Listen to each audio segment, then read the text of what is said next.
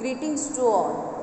After the discovery of protons and electrons, there is a question how these protons and electrons are arranged in the atom and how protons and electrons are present inside the atom.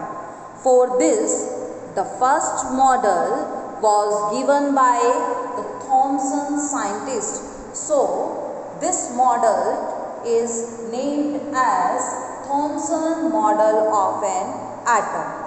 According to Thomson, all the atoms, they are spherical in nature or their shape is sphere.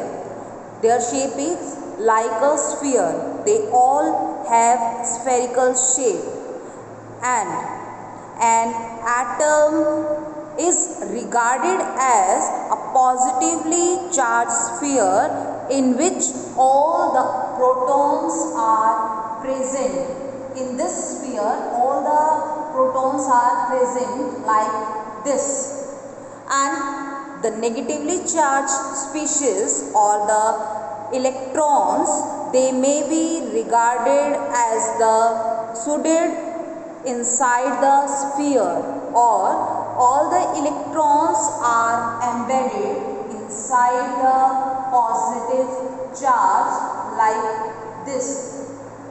The magnitude of positive charge is equal to the negative charge, or the number of protons should be equal to the number of electrons, so that atom whole is neutral. Here, this positive charge, the magnitude of the positive charge as well as the magnitude of negative charge is equal to each other, making atom as a whole is neutral.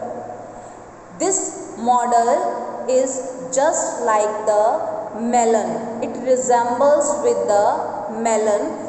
The reddish part in the melon is resemble with the protons or positively charged, whereas the seeds in the melon, they represents as the electrons or the negative charge. So this model or the Thomson model is also known as the plum pudding model or watermelon model, as this structure is resemble with watermelon.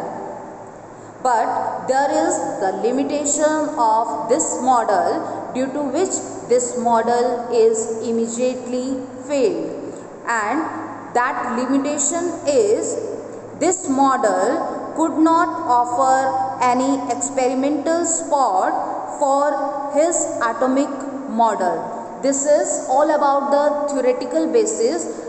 This scientist or Thomson, this scientist was failed to explain this model experimentally. So this model is failed.